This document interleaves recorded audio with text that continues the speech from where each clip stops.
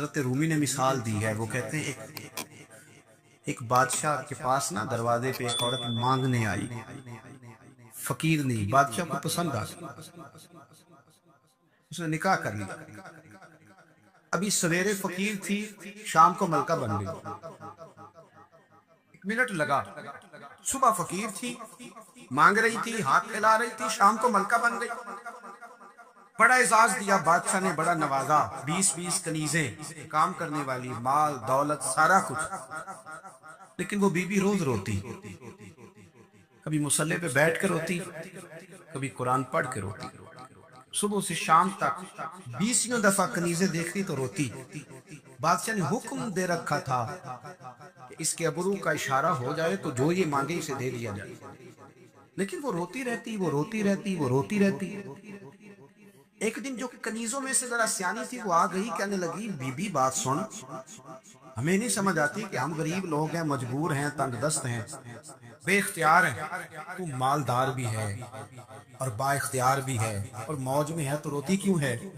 تو وہ کہنے لگی تمہیں پتہ نہیں میں کیوں روتی ہوں، میں جب پلٹ کے اپنا ماضی دیکھتی ہوں نا تو میں سوچتی ہوں کہ میں اس قابل نہیں تھی، اس نے نظر کرم کر دی ہے، تو اب سارا دن روتی رہتی ہوں کہ کہیں میرے سر کا سائیں ناراض نہ ہو، میں اس قابل نہیں تھی، میں اس قابل نہیں تھی، پتہ تے سارا ہے نا سردار لوکی تھی، ادھا پردہ چپایا ہی تیرا پلا اسی، قابل نہیں تھی۔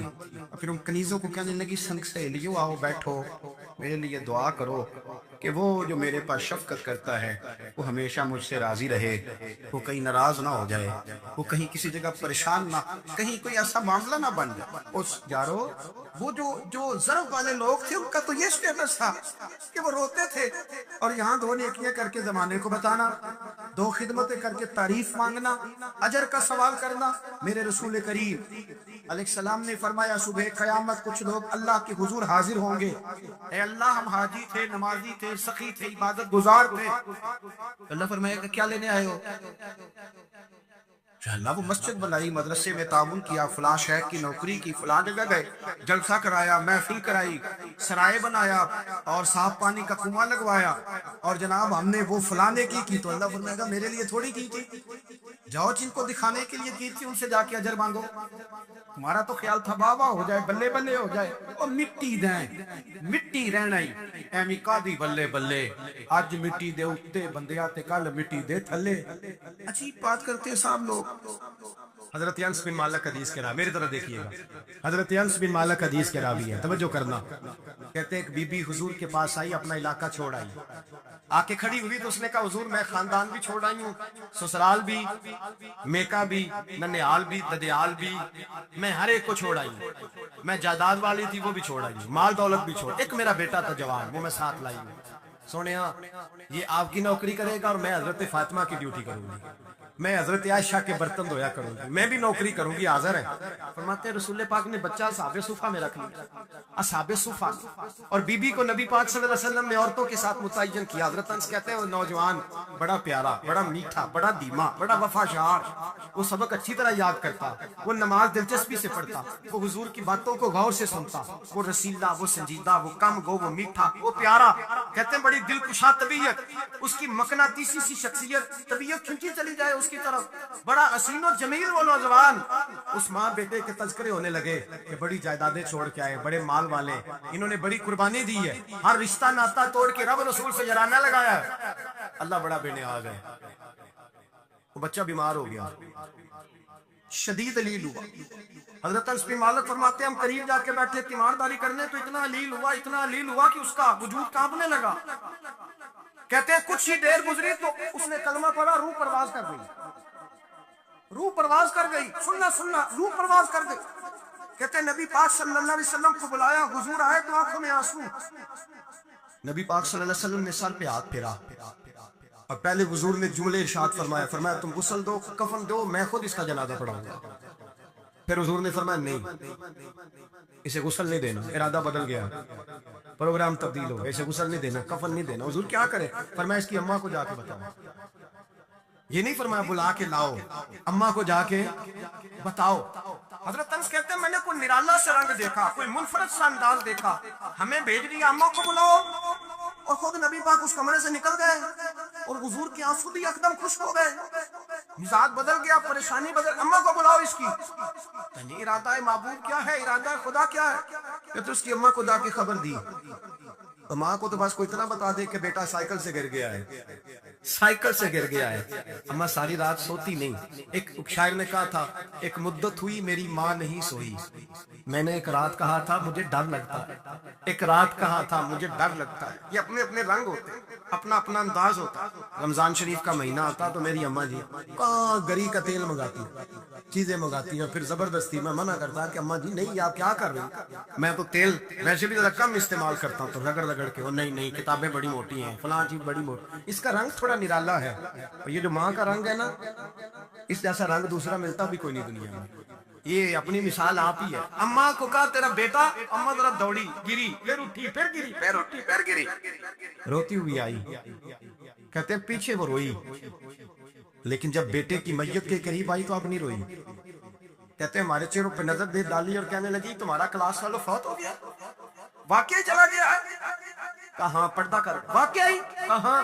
کہتے ہیں اماں نا زمین پہ بیٹھی، اور پہلے اس نے بیٹے کے پیر اٹھا کے چومے، پھر سینے پہ رکھے، پھر وہاں سے اٹھی اور ادھر آئی، سر سجدے میں رکھا اور دونوں ہاتھ اٹھا کے کہنے لگی اے اللہ میں دولت کے لیے ایمان نہیں لائی تھی، اے اللہ میں جائیدادوں کے لیے کلمہ نہیں پڑھا تھا، مولا میں تیری بارگاہ میں آئی تھی تو میں تیرے اور تیرے رسول کو مان کر آئی تھی، خدا بندہ میں نے میکے چھوڑ دیے، سسرال چھوڑ دیا، ننیال چھوڑ دیے، ددیال، وہ دشمن تھے سارے دین کے، چھوڑ کے آئی، میں نے آرزوؤں کا بڑا مکان بھی چھوڑا، خدا بندہ بیٹے نے جانا تھا، مجھے شکوہ کوئی نہیں، لیکن خدا بندہ اب میرے سارے کہیں گے تو نے کلمہ پڑھا تھا تو تیرا بیٹا ہی چلا گیا، اے اللہ کی اگر نے دل مسلم کی دل جوئی نہیں، تانا دیں گے بت کے مسلم کا خدا کوئی نہیں، اے اللہ میرا یقین کہتا ہے کہ اگر تو مارنے پہ قادر ہے تو زندگی دینے پہ بھی قادر ہے، خدا بندہ کافروں کو راضی نہ کر، وہ خوش ہو جائیں گے، وہ مجھ پہ تانے کسیں گے، تھپتیاں کسیں گے، اے عرش کے مالک رحمت کا دروازہ کھول، میں تیرے نبی کی بارگاہ ناز میں رہتی ہوں، نظر فرما۔ حضرت انس بن مالک فرماتے ہیں ایمان، یقین اور استقامت کے ساتھ اس نے جب دعا مانگی تو ہم نے مسجد نبوی کے صحن میں عجیب نظارہ دیکھا، ایک ماں نے دعا مانگی تو بیٹا اٹھ کے بیٹھ گیا، کہتے ہیں بیٹا اٹھ کے بیٹھ گیا، کلمہ پڑھ تو وہ اٹھ کے بیٹھا، ماں نے سینے سے لگایا اور ماں اور بیٹا نعرے لگانے لگے لوگوں سنو، قرآن بھی سچا، اسلام بھی سچا، اللہ بھی سچا، یہ مسجد نبوی سچوں کا گھر، اور سب سے بڑھ کے اللہ کا رسول سچا، اللہ کے رسول سچے، محبوب سچے، مسجد میں رہنے والوں میں سب سے بڑھ کر سچے، رسول کائنات صلی اللہ علیہ وسلم کا دین سچا۔ فرماتے ہیں رسول پاک کو خبر دی تو محبوب نے مسکرا کے فرمایا میرے رب کی طاقتیں بڑی زیادہ ہیں، ان اللہ علی کل شیء قدیر، اللہ کی طاقت بڑی ہے، ایمان تھا، یقین، استقامت، بچہ اٹھ کے بیٹھ گیا۔ حضرت انس کہتے ہیں وہ حضور کے زمانے میں بھی حیات رہا، وصال ظاہری کے بعد حضرت ابو بکر کے زمانے میں بھی موجود رہا، عمر کے زمانے میں بھی موجود، حضرت عثمان کے زمانے میں اس کی ماں کا انتقال ہوا، اس نے اماں کو دفن کیا اور ماں کے بڑے عرصے کے بعد اس نے پردہ کیا، جب ہم اس کی طرف دیکھتے تھے نا، دیکھتے اس کی طرف تھے پر ہمیں اس کی اماں کا ایمان یاد آ جاتا، ہمیں یقین، او بھائی ایک نوجوان تھا 12-14 سال کا، یہودیوں کا بچہ تھا، بخاری موجود ہے، اکثر حضور کے پاس آیا کرتا، چھوٹے موٹے کام نبی پاک کے کر دیتا، اور کچھ بھی نہ ہوتا تو آگے بیٹھا رہتا، حضور کا چہرہ ہی دیکھتا رہتا، نبی کریم کا چہرہ ہی دیکھتا رہتا، خوش رہتا، حضور کی زیارت ہی کرتا رہتا۔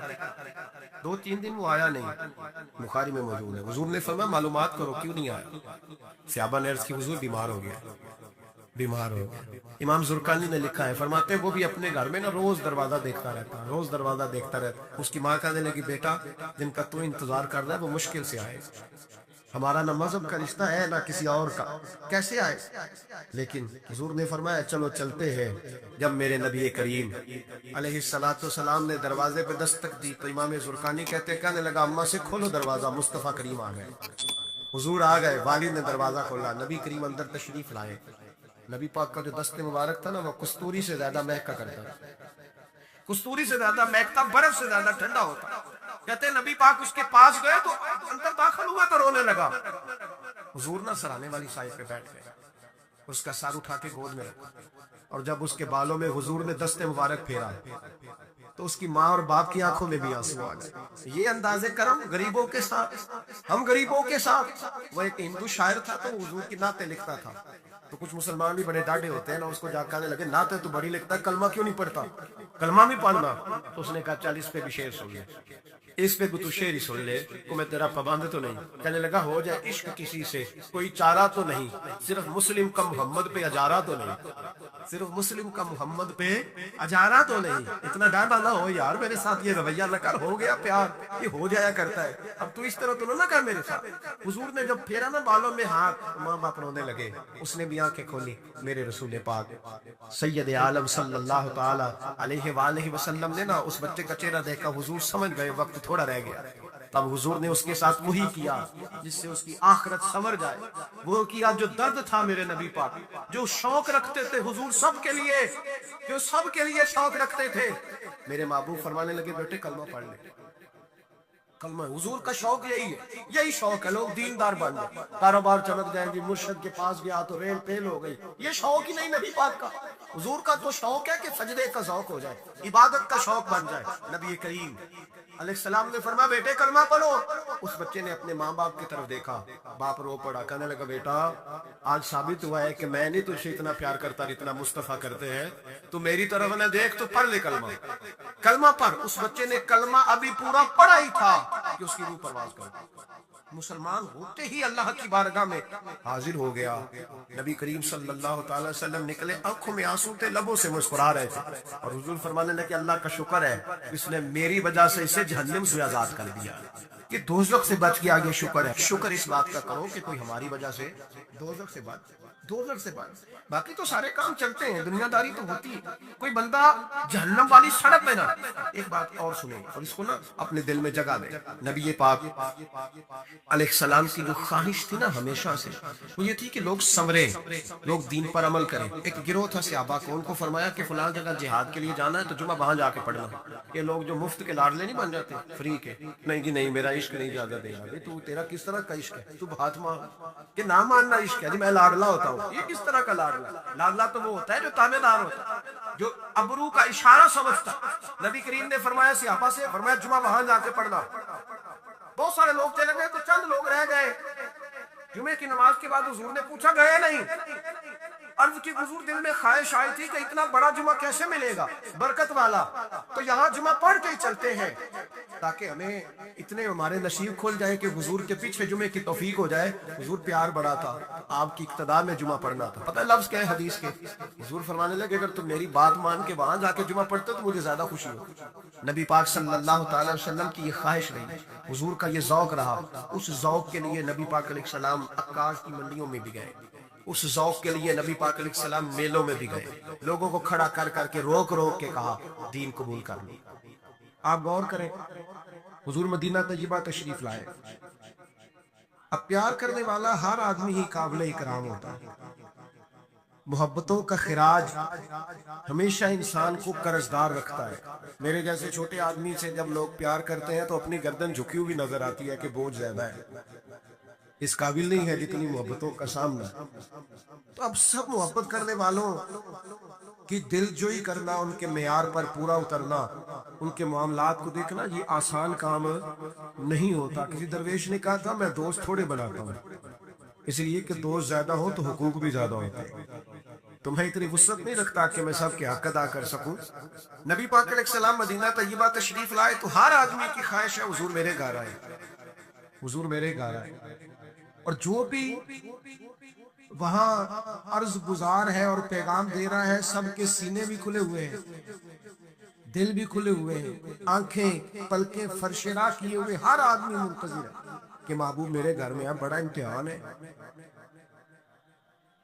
کس طرح کر کے سب کی چاہتوں کا جواب دیا جائے. تو یہ ذرا دیکھیے اس امی لاقبی محبوب کی حکمت اور دانائی. محبوب فرمانے لگے بھی میری جو اونٹنی ہے نا یہ معمور من اللہ ہے, میں گویا خود نہیں فیصلہ کرتا میں نے کہاں جانا ہے, جہاں اونٹنی بیٹھ جائے گی میں مہمان بن جاؤں گا.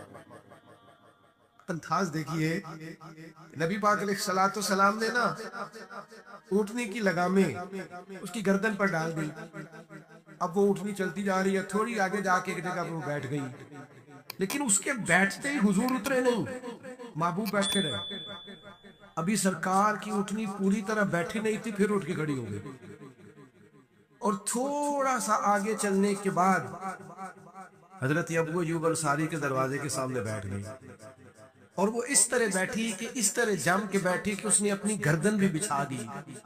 जब इत्मीनान से ऊँटनी बैठ गई, नबी करीम उतरे, जनाब अबू अय्यूब अंसारी रज़ी अल्लाह ताला अन्हु के घर में जलवा फिराज हुए।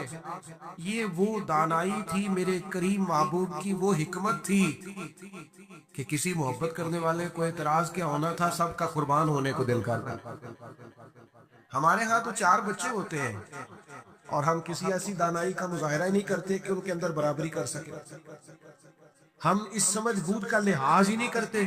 हमारे एक उस्ताद थे तो वो अक्सर कहा करते थे, जिनको पढ़ाने की ड्यूटी लगाते हैं उनसे कहा करते थे किसी तालिब इल्म से चिढ़ ना जाना, स्कूल के, कॉलेज के, मदरसे के किसी बच्चे से चिढ़ ना जाना। तुम अगर किसी से चिढ़ गए तो उसका मुस्तकबिल खराब हो जाएगा, इसलिए कि तुम साथी इनाद पाल लोगे। बच्चा बड़ा लायक है लेकिन तुम्हारा फर्मा बरदार नहीं, तुम चिढ़ गए हो, तुम बात बात पे डांटते हो, बिलाखिर वो सारी तबाही हो गई, बदगुमान हो गए। नबी पाक अलैहिस्सलातु वस्सलाम उम्मी है, लेकिन ये मेरे महबूब की नबूवत की आला दलील है। अल्लाह ताला ने महबूब को हिकमत, तदब्बुर, दानाई, हम दाना नहीं होते, शऊर नहीं रखते, फहम फिरासत का। वो आरफ रूमी कहते हैं कि एक शख्स बादशाह था, उसने ख्वाब देखा, ख्वाब में देखा तो उसके सारे दांत टूट गए। उसने एक मुअब्बिर को बुलाया, ताबीर कराने वाले को, उससे कहा इसकी ताबीर क्या है? उसने कहा जनाब इसकी ताबीर ये है कि आपके सारे रिश्तेदार आपकी जिंदगी में फौत हो जाएंगे। अब वो बादशाह इतना नाराज हुआ, उसने ताबीर करने वाला भी कत्ल करवा दिया। उसने कहा वो भी कोई जिंदगी है जिसमें ना भाई हो, ना बहन हो, ना बच्चे हो, ना बीवी हो, ना माँ हो, ना बाप, मरवा दिया। एक और आदमी ताबीर करने वाला था पर वो दाना भी था, उसको बुलाया और बुलाकर बादशाह ने कहा मैंने ख्वाब देखा है, ख्वाब में मेरे सारे दांत टूट गए, ताबीर बताए। तो कहने लगा बादशाह मुबारक हो, इसकी ताबीर ये है कि अल्लाह ताला खानदान में सबसे लंबी उम्र आपको अता फरमाएगा। बादशाह ने उसे इनाम दिया, कहा तू जीता रहे, क्या तूने बात की है, मेरी बात को समझिएगा। ताबीर उसने भी वही बताई है जो पहले वाले ने बताई, लेकिन पहले वाले ने कहा तेरे सारे रिश्तेदार तेरी जिंदगी में फौत हो जाएंगे, उसने उसे भी मरवा दिया। बात इसने भी वही की है, लेकिन बात घरचे बेसलीका हो कलीम, पर बात करने को सलीका चाहिए। आप बेसलीका बात भी करें पर सलीके से तो करें, कोई लहजा ही नहीं, हिकमत ही नहीं, कोई दानाई नहीं। दूसरे ने कहा अल्लाह ताला आपको सबसे लंबी उम्र अता करेगा, तो बात फिर भी वही है कि बाकी सारे चले जाएंगे और आप मौजूद होंगे, लेकिन इसमें दानाई है ना, हिकमत है ना। फतेह मक्का का मौका था, अजीब हालात दरपेश हुए। इस्लाम का झंडा हजरत साद इब्ने उबादा रज़ी अल्लाह ताला अन्हु के पास था, बड़े अजीम सहाबी। बदर के मौके पर जिस आदमी ने अपने जज्बात से माहौल गरमा दिया वो हजरत साद बिन उबादा। अगली सफों में मुजाहिदों के रहने वाले, माल खर्च करने वाले, लड़ारा आदमी, लेकिन झंडा उनके हाथ में था। हालात कुछ इस तरह के पैदा हुए कि बाद लोगों ने मुतालबा किया इनसे झंडा लिया जाए, और कोई माकूल वजह नहीं थी, लेकिन बादों का अपना हालात ऐसे बन जाते हैं। अब हुजूर अलैहिस्सलाम की बारगाह से मुतालबा हो रहा है कि आप जनाब साद बिन उबादा से झंडा ले लें। ये नौजवानों से बिलखुसूस अर्ज करूंगा कि इल्म भी तभी बंदे को फायदा देता है जब उसके साथ कुछ बंदे को शऊर भी हो। हुनर भी तभी फायदा देता है जब उसके साथ कुछ न कुछ दानाई भी हो। शेख साहब भी फरमाया करते थे एक मन इल्म होना तो संभालने के लिए 10 मन अकल की भी जरूरत होती है, वरना जाया हो जाता है सारा। दानाई, तदब्बुर, ये देखिए उम्मी लकबी महबूब से हमने दानाई सीखनी है, तदब्बुर सीखना है, फहमो फिरासत सीखनी है। जिंदगी में शऊर किसको कहते हैं ये हुजूर हमें सिखाए। का जनाब हजरत साहब बिन उबादा को उतारना है। अब बड़े बड़े दाना सहाबा कह रहे थे या रसूलल्लाह कोई ऐसी बात नहीं है, हालात इस तरह के हैं, कैसे ये फैसला करें। हुजूर ने फरमाया कोई मुश्किल नहीं, उतार देते, बदल देते, उनसे मनसब ले लेते। या रसूलल्लाह ये आसान नहीं है, कैसे? फरमाया अभी देखना तुम, ये अल्लाह ताला ने मेरे महबूब को हिकमत की खजानों की कुंजियां अता फरमाई। نبی کریم علیہ السلام نے فرمایا سعد بن عبادہ جھنڈا دے دے آپ واپس، اب آپ لشکر کے علم بردار نہیں رہے۔ انہوں نے بوجھل ہاتھوں سے جھنڈا تھما ہوا تھا، پریشان تھے کہ کوئی ایسی بات نہیں۔ جب حضور نے کہا دیں، وہ غلام تھے، سانو قید سجن دا گہنا ہے، وہ جینجے رکھے ایسا انج رہنا ہے، انہوں نے اسی وقت جھنڈا تھما دیا، خوش ہو کے تھما دیا۔ لیکن یہ میرے محبوب کی حکمت ہے، محبوب نے جناب سعد بن عبادہ سے جھنڈا لیا اور قریب ان کے جوان بیٹے کھڑے تھے، محبوب نے جھنڈا انہیں دے دیا، فرمایا کمان تیرے ہاتھ میں ہے۔ باپ کا قد اس وقت 10 فٹ زمین سے اونچا ہو جاتا ہے جب اس کا بیٹا اس کی جگہ پہ بیٹھ جاتا ہے۔ وہ کہتا ہے میری فکر گئی، میں اب بے فکر ہوں۔ جب انہی کے بیٹے کو وہ منصب ملا، تب حضرت سعد بن عبادہ کے چہرے کی کیفیت یہ تھی کہ وہ گویا اپنی آنکھوں اور اپنے چہرے سے بتا رہے تھے میں تو خود جھنڈا پکڑ کے اتنا راضی نہیں تھا جتنا اپنے بیٹے کے ہاتھ میں دیکھ کے راضی ہے۔ یہ آپ تدبر سیکھیں دن۔ میں اپنے نوجوانوں کو دیکھتا ہوں جذباتی مزاج، بھاگتے دوڑتے بے چین پریشان الجھے ہوئے۔ ابھی میں ملک سے باہر تھا، میرے ساتھ اکثر ایسے ہوتا ہے، بیرون ملک جو لوگ ہوتے ہیں نا وہ زیادہ پریشان ہوتے ہیں پاکستان کے حالات کو لے کر، وہ زیادہ خبریں دیکھتے ہیں۔ ایک صاحب مجھ سے کہنے لگے پاکستان کے حالات، میں نے کہا بالکل ٹھیک ہے، اتار چڑھاؤ ہے، زندگی کے ساتھ چلتا ہے، بے چینی نہیں، بے قراری نہیں، الجھاؤ نہیں، ہر وقت کا اضطراب نہیں، دانائی، تدبر، حکمت، معاملہ فہمی، یہ ہمیں ہمارے رسول پاک نے عطا فرمایا۔ آپ اپنی زندگی کو سلیقے سے گزاریں، قیمتی بنائیں۔ آپ اپنے وجود سے بڑا کام لے سکتے ہیں، لیکن کیا ہے، دانائی نہیں ہے، جذباتی مزاج اور جذباتی پن ہماری طبیعتوں کا حصہ ہے۔ جذباتی فیصلے، جذباتی باتیں۔ ہمارے دیہاتوں میں چودھری فیصلہ کس کے ہاتھ میں کرتے ہیں؟ جو پہلے آ جائے، تو سچا ہے یا جھوٹا ہے، آ پہلے گیا ہے، بس انہیں مینوں پہلا آکھیا تسی تے آئے ہی نہیں، اسی بات پہ فیصلہ دے دیا۔ دانائی، تدبر، یہ رسول اللہ صلی اللہ علیہ وسلم نے ہمیں سکھایا، امی نہ کبھی ہے حضور۔ اور دوسری بات، انسان کے پاس جو سب سے قیمتی چیز ہوتی ہے نا وہ اس کا کردار ہوتا ہے۔ آپ نے زندگی میں نقوش کیا چھوڑے، آپ جہاں رکے جہاں بیٹھے، یہ ایسا تو نہیں زندگی میں کہ یہ 10 دوست پرانے، یہ 10 دوست آج کل کے ہیں اور ان کے درمیان بھی غیبتیں جاری ہیں، بس کام ختم ہونے کے قریب ہے، اور پھر اس کے بعد اور کوئی 4 دوست ہم تلاش کریں گے۔ اچھے نقوش نہیں چھوڑتے، کتنی خوشیوں سے رشتے طے پاتے ہیں، لیکن وہ تھوڑا وقت نہیں گزرتا تو ساری سوچے، سارے نظریات گدلے اور میلے کچیلے ہونے لگ جاتے ہیں، اس ساری محبتوں کو زنگ لگنے لگ جاتا ہے۔ عظمت کردار، بلندی، آپ کے افکار، آپ کا اچھا گمان، آپ کی سوچیں، آپ حیران ہوں گے اللہ تعالیٰ نے نبی پاک کا وجود ہی معجزہ بنایا ہے، لیکن جب حضور کے اپنوں نے دلیل مانگی نا، اپنوں کو مطمئن کرنا بڑا مشکل کام ہوتا ہے۔ قریبیوں نے دلیل مانگی، قریش مکہ نے کہ آپ نبی ہیں تو دلیل دیں، نبی پاک علیہ السلام نے اپنے اپنوں کو معجزہ نہیں دکھایا، بلکہ قرآن مجید فرماتا ہے کہ محبوب نے کہا فَقَدْ لَبِثْتُ فِيكُمْ عُمَرًا مِّن قَبْلِهِ أَفَلَا تَعْقِلُونَ، میں کوئی باہر سے نہیں آیا، میں نے اپنی اس سے پہلے کی ساری عمر تمہارے درمیان گزاری ہے، 40 سال یہاں گزارے، اپنے ماں کی گود میں بھی، نانا کے کندھوں میں بھی، جناب خدیجہ کا دولہا بن کے بھی، بیٹیوں کا باپ بن کے بھی، میں نے سارا وقت تمہارے بیچ گزارا، افلا تعقلون، تمہیں عقل نہیں؟ بھیا محبوب ان سے فرما رہے ہیں کہ میری جیسا سچا ہے تو لا کے دکھاؤ، باہر سے نہیں آیا تمہارے درمیان رہا ہوں۔ تو یار یہ مشکل کام ہوتا ہے، چاروں جانب ماحول خراب اور بندہ پھر ٹھیک رہے۔ اکثر لوگ تو اپنے بچے کی غلطی نہیں نکالتے، کہتے دوستوں نے خراب کر دی، اماں کہتی ہے منڈا میرا ٹھیک سی، دوستوں نے خراب کرتا ہے۔ میں نے کہا چلے اچھی طرح سے سوچ لیں، ہو سکتا ہے دوست ٹھیک ہو، آپ کے بچے نے سارا ماحول گڑبڑ کر دیا۔ یہ جان چھڑانا تو آسان ہے، لیکن سارے ماحول کے اندر کردار کی عظمت۔ جب نبی پاک علیہ السلام نے مختلف بادشاہوں کو خطوط لکھے نا اسلام قبول کر لو، تو کیسر روم کو بھی خط لکھا۔ کیسر سیانا آدمی تھا، سیانے لوگ جو ہوتے ہیں وہ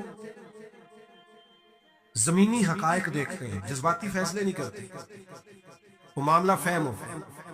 آج کل جس طرح میں اور آپ ہیں نا تصویروں کے اندر زندگی گزار رہے ہیں، لائکس ویوز کمنٹس اسی پر زندہ ہے. لوگ ان پر وقت نہیں گزارتے. تو سمجھدار لوگ کیسے روم کے پاس میرے محبوب کا خط گیا, اس نے فوراً نہیں فیصلہ کیا, کہنے لگا کوئی, ورنہ بہت سارے ایسے بدبخت بھی تھے معاذ اللہ جنہوں نے حملے کی تیاری شروع کر دی, ہمیں خط لکھا اسلام قبول کرو ہم حملہ کریں گے. لیکن یہ سیانہ آدمی تھا, اس نے لوگوں سے کہا یہاں اگر کوئی سردار آیا ہوا ہو نا, مکے کا تجارت کی غرض سے سردار آیا کرتا, کوئی سردار آیا ہوا ہو تو میری ملاقات کرا. جناب ابو سفیان ابھی مسلمان نہیں ہوئے تھے اور ہر جنگ میں قریش مکہ کی لیڈ وہ کرتے تھے. وہ ان دنوں وہاں گئے ہوئے تھے, تجارت کی غرض سے بلا لیا. اب قیصر نے سامنے کھڑا کیا. بخاری شریف سے لے کر کتب سیرت میں تمام جگہ کتب احادیث میں آپ کو الفاظ کے اختلاف کے ساتھ لیکن مفہوم ایک ہی یہ روایت ملے گی. قیصر نے سوال کرنے شروع کیے جناب ابو سفیان سے. پہلے پوچھا آپ کون ہے, کہ میں سردار ہوں. کو رشتہ, کہنے لگے جس محبوب نے آپ کو خط لکھا ہے میں رشتے میں چچا ہوتا ہوں. کہنے لگے بتائیے اس محبوب نے دعویٰ نبوت کیا ہے, ان کے خاندان میں ماضی قریب میں کسی اور نے بھی کیا ہے؟ کہا نہیں. کہاں کو بادشاہ گزرا ہو ان کے خاندان میں قریب قریب کا کوئی نہیں. کہا یہ بتائیے ان کے ماننے والے امیر ہیں کہ غریب؟ تو ابو سفیان کہنے لگا ماڑے ماڑے بندے, ماڑے ماڑے بندے. میں آپ مجھ سے ناراض نہ ہوئیے گا لیکن محفل میلاد میں بھی ماڑے ماڑے بندے آتے ہیں. سیاسی سماجی لوگ بھی آتے ہیں کسی سے ادھاری ٹوپی لے کے, ان کا خیال ہوتا ہے چلو میلاد کی محفل کی بھی قیادت جلدی سے ہم لے لیں, جلوس بھی جلدی سے قبضہ کر لیں, کل کوئی لوگوں کو پاس بھی جانا ہے الیکشن کے دنوں. لیکن غریب نہیں. پر ہمارا حال یہ ہوتا ہے کہ جس کو 35 سال ہو گئے فجر کی اذان پڑھتے, وہ بیچارہ میلاد کی محفل کی بھی صدارت نہیں کر سکتا. وہاں بھی جن کے ہاتھوں میں نوٹوں کی دتیاں اچھی ہوں ان کی سیٹیں اگلی ہوتی. یہ ذوق ٹھیک نہیں, یہ اس محفل کے وقار کے حق میں نہیں. یہ بات, یہ بڑی بلند و بالا محفل, اس کا معیار اور ہونا چاہیے. پوچھا سردار نے, ابو سفیان بتائیے ماننے والے کون ہیں؟ کہ غریب غریب. فرمایا یہ بتاؤ تمہاری کبھی ان سے جنگ بھی ہوئی ہے؟ کہ ہوئی ہے. نتیجہ کیا نکلا؟ کہ کبھی ہم فتح یاب ہوئے کبھی وہ. کہنے لگا اچھا یہ بتائیں ان کے ماننے والے گھٹ رہے ہیں بڑھ رہے ہیں؟ ابو سفیان کہنے لگا جی بڑھ تو روز بروز رہے ہیں, نتیجہ خیز ہو رہی ہے دعوت. اس نے کہا اچھا یہ بتائیں جنہوں نے دعویٰ نبوت کیا ہے کیا کبھی انہوں نے جھوٹ بھی بولا ہے؟ ابو سفیان کہتے ہیں کہ میں ایک منٹ کے لیے سوچ میں مخالف تھا نا, مخالف رائے دے رہا تھا, لیکن میرے دل کے اندر سے آواز آئی معاذ اللہ میں انہیں جادوگر کہوں, شاعر کہوں, ساحر کہوں تو شاید کوئی شخص میری بات پر توجہ دے, پر نبی پاک نے جھوٹ بولا یہ تو مانے گا ہی کوئی نہیں. کہتے ہیں میں نے کہا بات بالکل سچی کرنی ہے. وہ میرے سامنے پیدا ہوئے, سامنے جوان ہوئے, سامنے ان کے بال سفید ہوئے, پر اس محبوب کی زبان سے جو بھی نکلتا ہے حق اور سچ نکلتا ہے. میں کیسے آپ کو یہ بات عرض کروں کہ بغیر وجہ کے لوگ جھوٹ بولتے ہیں, ان کا کوئی فائدہ نہیں, کوئی دنیاوی نفع بھی نہیں, جان بوجھ کے ڈینگے مارتے بڑھ کے کوئی لینا دینا ہی نہیں, بلا وجہ جھوٹ. یہ انسان کے کردار کو داغدار کر دیتا ہے. دنیا کے کسی بڑے تاجر پر ہاتھ رکھیے, بڑے سے بڑے بزنس مین پر, اس سے پوچھئے کہ تمہاری بزنس میں کامیابی کی وجہ کیا بنی؟ انویسٹمنٹ زیادہ کی تھی, پڑھے لکھے زیادہ تھے. آپ کو ہر بزنس مین کہے گا صرف اللہ نے میرا مارکیٹ میں اعتبار بنا دیا. جس کا اعتبار مارکیٹ میں اچھا ہوتا ہے لوگ کہتے ہیں بندہ ٹھیک ہے, سچ بولتا ہے, اس کا کاروبار چلتا ہے. کبھی جھوٹ اور بددیانتی اور فریب سے بھی قومیں آگے بڑھی. ابو سفیان کہتے ہیں مجھ سے پوچھا, ایک سوال یہ بھی تھا ان سوالوں میں کہ خاندان کیسا ہے, تو میں نے کہا خاندان تو قریشی اور ہاشمی ہے, اعلیٰ خاندان محبوب کا. تو کہتے ہیں میں نے کہا بادشاہ کو نتیجہ ہی دے, اتنے تو نے سوال کیے. تو کہنے لگا نتیجہ تو نکل آیا ہے. تم نے کہا ماننے والے غریب لوگ ہیں, تو نبیوں پر ہمیشہ پہلے غریب لوگ ہی مان لاتے ہیں. تم نے کہا ماننے والے بڑھ رہے ہیں, تو یہ ان کی صداقت کی دلیل ہے کہ ہر روز دعوت اور پیغام اور ماننے والے بڑھ رہے ہیں. تم نے کہا وہ اعلیٰ نسب ہے, تو نبی اللہ ہمیشہ اونچے خاندانوں میں بھیجا کرتا ہے۔ تم نے کہا انہوں نے کبھی جھوٹ نہیں بولا، تو سردار سچ بتانا، جو بندہ بندوں سے جھوٹ نہیں بولتا وہ یہ جھوٹ کیوں بولے گا کہ میں اللہ کا رسول بن کے آیا ہوں؟ نتیجہ تو نکل آیا، اسیر دشمن کی چاہ میں بھی، مخالفوں کی نگاہ میں بھی وہ امی ہے، صادق ہے، معتبر ہے، میرا پیغمبر عظیم ہے۔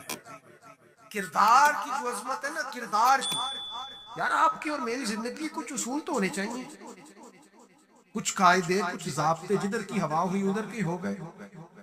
آج کل یہ نیا والا فیشن ہے، لہذا یہ اپنا لو۔ بھئی ہم کوئی ہوا کے دوش پہ ہیں، کوئی لاوارث ہیں، اپنی کوئی تہذیب نہیں، تمدن نہیں، مزاج نہیں، طبیعت نہیں، یعنی جس طرح کا ماحول ہے اس طرح کے بن جاؤ۔ کردار میں کچھ قاعدے زندگی میں بنانے چاہیے، کچھ اصول وضع کرنے چاہیے، کچھ چیزیں طے کرنی چاہیے کہ مجھے ان حدود سے آگے نہیں بڑھنا۔ مومن کی اپنی ایک ذاتی شخصیت ہوتی، اس کا ایک اپنا رکھ رکھاؤ ہوتا، اس کی اپنی ایک وفاداری ہوتی۔ آپ جائیے اپنے بزرگوں سے ملیے، دیہاتوں کے لوگ کیا کہتے ہیں؟ کہتے ہیں بس بھائی میں دوستوں کے ساتھ آتا جاتا تھا، گھومتا پھرتا تھا، اب یہ کام نہیں کرنا، اب میرے بیٹے کو میرا جوتا پورا آنے لگ گیا، اب مجھے وفادار ہونا۔ میں کیسے اپنی ملت کے نوجوانوں کو سمجھاؤں کہ تم گھٹنوں تک اگر اپنا لباس آدھا کر لے تو پتہ نہیں تیری کتنی کو گرمی کم ہو جاتی ہے، اور کس قدر زیادہ آسودگی اور آسانی محسوس کرتے، حالانکہ گھر میں بہنیں ہیں، بیٹیاں ہیں، ماں ہیں۔ دیکھیے ایک اپنی وفاداری بھی ہونی چاہیے، اس کے کچھ قاعدے، ضابطے، اٹھنا بیٹھنا، اصول بھی ہونے چاہیے۔ نبی کریم صلی اللہ تعالی علیہ وسلم کی عظمت کردار کا یہ عالم تھا کہ عرب شریف کے اندر کنواری عورتیں بڑی ہی شرم و حیا والی ہوتی، لوگ مثال دیتے کہ تم تو کنواری لڑکی کی طرح شرم و حیا والا۔ قربان جائے سیدہ طیبہ طاہرہ حضرت عائشہ صدیقہ رضی اللہ تعالیٰ عنہ فرماتی ہیں نبی پاک علیہ السلام عرب کی کنواری لڑکیوں سے بھی زیادہ حیا والے تھے۔ حضور حیا والے، متانت، سنجیدگی، کبھی شور و غل نہ کرتے، کبھی بازار میں نظریں اٹھا کے نہ چلتے، کبھی محبوب کی زبان سے معاذ اللہ کسی نے کوئی کمزور جملہ نہیں سنا۔ یہ کیا بات ہوئی، مجھے کسی نے غصہ دلایا تھا، میں نے گالیاں دے دی، تو آپ کے اصول کدھر گئے، قاعدے کدھر گئے، ضابطہ کدھر گیا؟ یہ کیسے ہو گیا کہ آپ بااصول آدمی تھے پھر بھی آپ کی زبان سے بازاری جملے نکل آئے؟ یہ ہو نہیں سکتا نا اگر آپ نے کوئی اصول زندگی میں بنا رکھے۔ تو عظمت کردار کہ رسول اللہ صلی اللہ تعالی علیہ وسلم کی زندگی کا ایک بنیادی عنصر ہے، بنیادی۔ اور پھر حضور سید عالم صلی اللہ تعالی علیہ وسلم کو اللہ تبارک و تعالی نے ایک شان اور بڑی امتیازی عطا فرمائی، بڑی انوکھی۔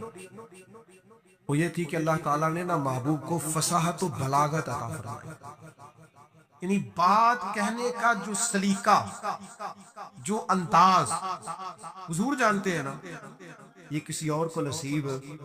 ہمارے ہاں نا بہت زیادہ باتیں کرنے کا رواج ہے، اس کا نتیجہ یہ نکلتا ہے کہ انسان کے جملے بے وقت ہو جاتے ہیں۔ لوگ کہتے ہیں یار عادت ہے اس کی، اور کچھ لوگ ایسے ہوتے ہیں کہ جن کے پاس آپ بیٹھے نا تو کبھی کبھی تیل کی ضرورت پڑ جاتی ہے کہ تھوڑا تھوڑا یہاں لگا لے بندہ، یہ کتنی باتیں سناتے ہیں، اتنی باتیں۔ اور آج کل تو ایک اور رواج بھی ہو گیا، کہتے ہیں قطع کلامی معاف اور ساتھ ہی بات شروع۔ تو میں کنیوں سے کہتا ہوں پہلے پوچھ تو لیں ہم نے معاف کیا بھی ہے کہ نہیں۔ آپ تو گن پوائنٹ پہ معافی لے رہے ہیں، آپ نے حکم دائر کیا ہے قطع کلامی معاف اور آپ شروع ہو گئے۔ گفتگو میں، لہجے میں، دعوت دینے میں، پیغام دینے میں آپ کی خدمت میں عرض کروں گا روز بچوں کو بھی نہیں ڈانٹنا چاہیے، روز نہیں نصیحت کرنی چاہیے ورنہ نصیحت بے وقت ہو جاتی ہے۔ روز ہی انسان کو اس طرح کا ماحول نہیں بنانا چاہیے، وہ اس کی طبیعت ٹھہراؤ والی ہے، یعنی سکوت جو ہوتا ہے نا، چپ خاموش آدمی، وہ لگتا ہے کہ کوئی طوفان لیے بیٹھا ہے، لگتا ہے کہ یہ اس وقت کسی خاص گہرائی اور گہرائی میں اتر کر کوئی اچھی منصوبہ بندی کر رہا۔ نبی پاک علیہ السلام کو اللہ نے بڑی فصاحت و بلاغت عطا فرمائی، لیکن اس کے ساتھ ساتھ اللہ تعالیٰ نے علم کے خزانوں کی کنجیاں دی۔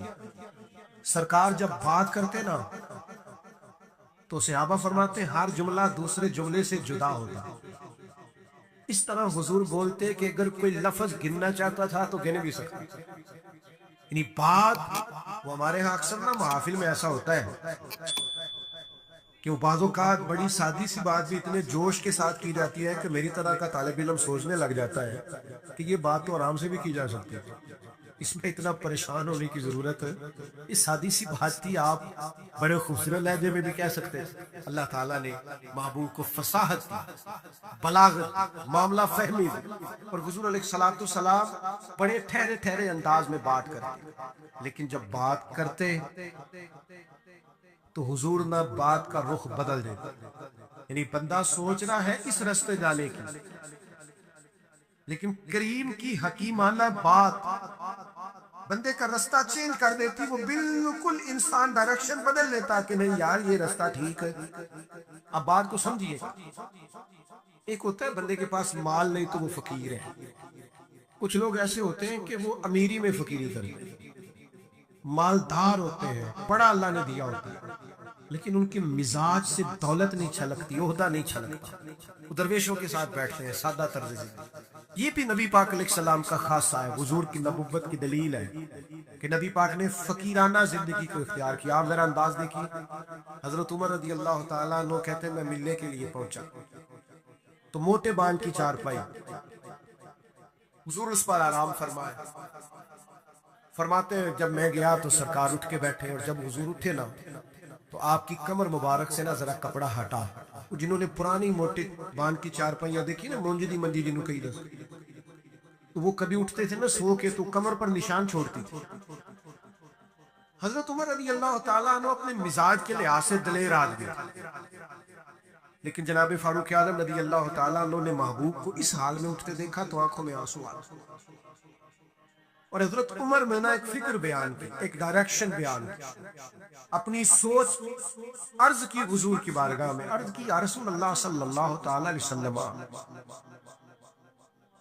ایک کیسر و کسرا اللہ کے دین کے دشمن ہے اور اتنی آرام دہ زندگی گزار، بہت سارے لوگ سوال نہیں کرتے وہ فلاں ملک دیکھو غیر مسلم ہے، کہ آسودہ حال کتنا ہے، محنت ضرور کرے، جدوجہد ضرور کرے، یہ بات کرنے کا مقصد یہ نہیں کہ محنت چھوڑ دی جائے، خوب مشقت کرے، جدوجہد تو انسان کو زندہ رکھتی، اس سے تو پتہ چلتا ہے کہ انسان کے اندر روح موجود ہے، جو بالکل ہلتے جلتے نہیں، حرکت نہیں کرتے ہو تو مردے ہو جاتے ہیں، تو زندگی زندہ دلی کا نام، مردہ دل کیا خاک جیا کرتے۔ لیکن یہ سوچ کا یہ زاویہ بھی دیکھیے، حضرت عمر نے عرض کی یا رسول اللہ صلی اللہ تعالی وسلم، وہ کیسر و کسرا اللہ کے دین کے دشمن اتنی آسودہ آسان زندگی گزارتے اور آپ محبوب ہو کے، اب یہ ایک زاویہ ہے سوچ کا، لیکن نبی پاک علیہ السلام نے اس زاویے کو نیا رستہ دیا۔ سوچ یہ ہے کہ آپ محبوب ہیں اور ظاہری طور پر یہ وقت مشکل ہے، دوسری جانب دشمن ہے، اور یہ گاؤں تک یہ لاؤ لشکر، یہ آسان زندگی۔ حضور نے سوچ بدل دی، فرمایا عمر کیا تم یہ پسند نہیں کرتے کہ وہ دنیا میں تھوڑی سی آسانی لے اور آخرت میں رسوا ہو جائے؟ اور فرمایا کیا تم یہ پسند نہیں کرتے ہم دنیا میں تھوڑی سی مشقت اٹھائیں اور آخرت کی ساری عزتیں اللہ ہمیں ہی عطا فرما دے؟ یہ ایک ایسی سوچ تھی کہ جناب عمر کہتے ہیں میرا زاویہ نگاہ ہی بدل گیا کہ جنت میں جئیں گے من چاہی زندگی، وہاں اللہ کے انعامات سے بھرپور لطف اندوز ہوں گے۔